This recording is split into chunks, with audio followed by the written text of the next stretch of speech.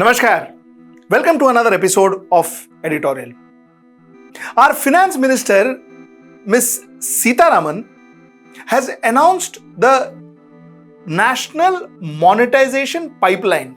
Now, National Monetization Pipeline means she is going to monetize 6 lakh crores of rupees by 2024-25. What does that mean? That means that what she is going to do is she is going to lease out government asset, not sell them, lease out government asset to private partners, private parties, and collect 6 lakh crores of rupees by 2024-25. Is that good or is that bad? Let's discuss that. Let's get right into the show.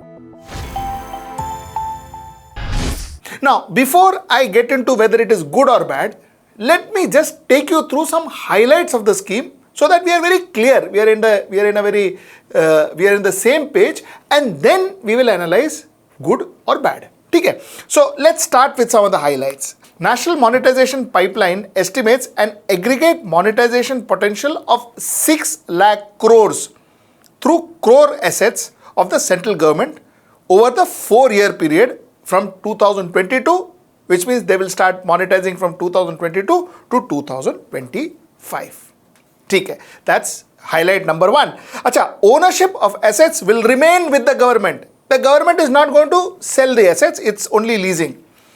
The estimated value corresponds to 14% of the proposed outlay of central under the National Infrastructure Pipeline Scheme, rupees 43 lakh crores. So it will take care of 14% of the National Infrastructure Pipeline. The end objective of this initiative is to enable infrastructure creation through monetization wherein public and private collaboration. Okay. The government in the financial year 22 asset monetization target stands at 88,000. Matlab 21-22 the asset monetization stands at 88,000 crores with the annual outlay of 1.5 lakh crores. The National Monetization Pipeline is a culmination of insight, feedback and experiences consolidated through multi-stakeholder consultations undertaken by Niti Aayog, Ministry of Finance and Line Minister. Line Minister means Railway Minister, Telecom Minister, so on and so forth. Asset monetization is ultimately aimed at achieving a multiplier impact on growth and employment and revive credit flow. Means paisa aayega, growth hoga, jobs badhenge. This is the long and short of it. Let's go next. Asset monetization is necessary for creating employment opportunities. Same thing that I said before. Ministry of Roads, Transports, Highways, Railways, Power, Pipeline and Natural Gas, Civil Aviation, Shipping and Ports and Waterways, Telecommunication, Food and Public Distribution, Mining, Coal and Housing and Urban Affairs are included in the National Monetization Pipeline. These are the various sectors which are included. I will come back to this and I will tell you exactly how much each of these sectors are going to fetch. But before that, let me complete the highlights, 1 or 2 more. The government is looking to monetize 25 AAI, that is Airport Authority of India managed airports over the next 4 years and could bring an investment worth 20,782 crores. The center plans to monetize real estates worth estimated 15,000 crores, including housing colonies in National Capital and 8 ITDC hotels in the National Monetization Pipeline. So they are also going to sell they are also going to lease out their hotels and their housing colonies, by the way. So, okay, fine, let's go further. Niti Aayog has valued the government telecom assets at 35,000 crores, which can be monetized by the financial year 2020-2024. So, telecom assets, 35,100 crores is what Niti Aayog feels. The government has identified 160 coal mines asset, which is estimated to be 28,747 crores by financial year 2025. Railways will be monetized by 1.52 lakh crores by 2025, and Niti Aayog has valued state-owned power generation assets at 39,832 crores. So this is broadly what the assets that they are going to sell. I'm just going to give you one more detail before I get into our analysis. The government believes that the roads can be monetized to 1,60,200 crores. Railways can be monetized, like I said before, 1,52,496 crores. Power and transmission lines, 45,200 crores. National gas pipeline, 24,462 crores. Telecommunication, 35,100 crores. Ports, 12,828 crores. Urban real estate, 15,000 crores. Power generation, 39,832 crores. Product pipeline and others, 22,504 crores. Warehousing, 28,900 crores. Aviation, 20,782 crores. Stadiums, 11,450 crores. Coal and mining, 28,747 crores. Fantastic. This is the story. It is very simple. भाई हमारा asset है, तुम चलाओ. We monetize the assets that we have. हम नहीं चला पाते. Railways you run, but you ensure that Baba, whatever you run, you make profit or not, you give the government 1,52,496 crores. You give it to us. So what happens is you get money. Immediately you make 6 lakhs crores of rupees. That is what they are estimating. Now 6 lakh crores, like I said, is 14% of the total outlay in infrastructure pipeline. So infrastructure का जो हमने सोचा था 43 lakh crore, out of which we are going to get 14% of that will be collected. ठीक है, okay. Concept very good, no doubt, but I will tell you the problems. The problem is, see, this government, honestly, this government, some of their intentions were very good, but the way it is executed is the problem. The way it is executed is the problem. For first and foremost is, are there policies in place to privatize?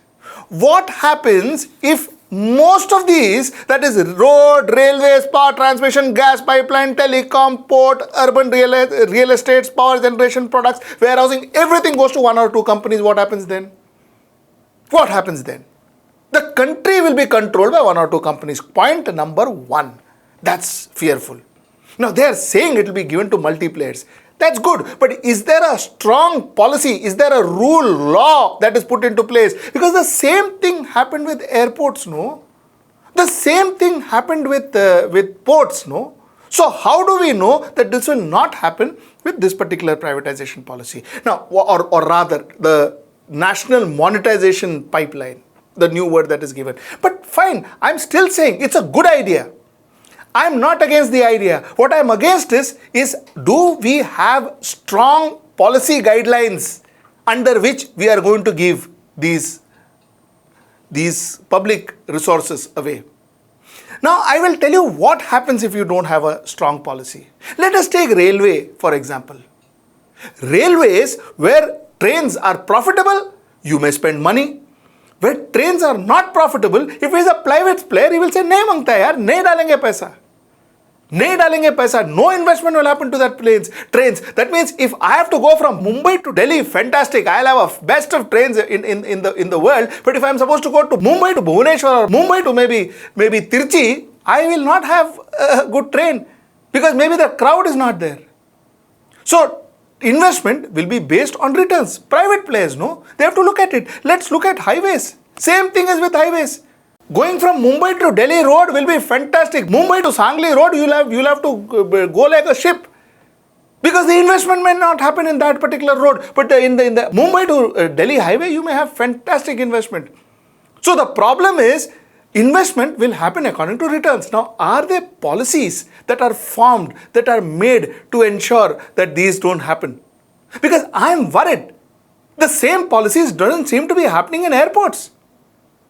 Good airports, they want to buy one after another, it is being privatized by some parties. But chota airports, they say that they don't have money to invest in the airports now, they are buying time. So there is some policy flaw, isn't it? So if the same happens here, what happens? Thirdly, let's talk airports. You see, airports, the money is by the tariff, the airport tax that you pay, airport tariff that you pay. Okay, there is only that much airport tariff you can actually increase. If the airport tariff is increased, then flying in India will be almost impossible. It will be like 1970s, where maybe 0.0001% of the people can afford to fly. There was a point in time where for an average middle class Indian, he could afford to fly. Now that's actually decreasing because the cost of air tickets are going up. Now what happens in a situation where the tariff of the for airports have been increased? What happens then? That's my question number one. My question number two is, you see, if you can't just increase the tariff or you don't increase the tariff, what if you give less impetus? Airports are meant for flights to take off and land. That's what airports are meant for. Airports are not meant for beer bars. Airports are not meant for restaurants. Airports are not meant for coffee shops. Airports are not meant for handicraft shops. Sure, an airport should have all of this, no doubt about it. But the impetus for an airport is taking off and landing of an aircraft. The impetus of an airport is to maintain fantastic runway. The impetus of an airport is to ensure that it is safe for an aircraft to land and take off. It is not really about the lovely pub that the airport has. Now, that lovely pub is good, but that should not be the impetus. The problem is, how do I know if a private player comes in, he would rather focus on pubs because that's where he gets the revenue from. Then a person boarding or deboarding. Then the lights on the runway. Then the way the runway is maintained. You see, these are problems. And I am not trying to be a spoil sport. I am saying it from the word go. This idea is good. But like the other great ideas of this government, this should not fall flat on its face because there has been no policy guidelines.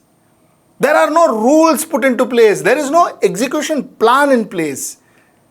These guidelines are fine if they ensure that route 1 in the railway and route 2 in the railway, the profitable route in the railway and the not so profitable route in the railway will be treated the same way or will be forced to treat in the same way by the private players. That rule has to be put into place. See, the reason why we have these as national governmental properties and government controlled properties is because there should be no difference between a person going to Delhi and there should be no difference from a person going to Kanpur. It should be the same. Because both are Indian citizens. Both deserves good road. Now, will a private party give that? That's the question that I want to ask. Take a sports, stadiums, they're giving out stadiums too. Stadiums, in fact, they're hoping to make 11,450 crores out of stadium. Arey bhai, what happens if they say, bhai, ye stadium mein sirf cricket khelega baba. Oh, hockey nahi khelne ka. Then what happens? So, who decides what sports India should play? The private players? So, this has to be taken care of. I am saying, for the third time, I am saying I am not against this. This is a good idea. 6 lakh crores collecting and which actually, is 14% of 43 lakhs of our total outlay. Yeah, it's not a bad idea. It's a good idea. Who says? Of course. Of course we say it's a good idea. But the fact is, do we have a plan to ensure that is executed well? Before I end, I need to tell you one thing. We are actually trying to improve our services for you. Our website is something that we've always ignored because we have focused more on videos than on articles. This time around, we are going to focus on articles. From now on, we are going to focus on articles too. So we have few of the best writers, we have the best authors, we have few of the best journalists to come in and contribute to our channel. So our website is being revamped. Our app is being revamped. Both so that you will get fantastic service from us. You will get news which are relevant to you and news which are unbiased.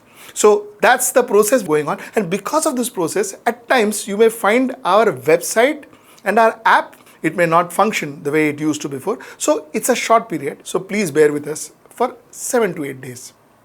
But then believe me, after 7 to 8 days, do ensure that you update your app and you visit our website. It's going to be worth your while. So, till I meet you next time, Namaskar.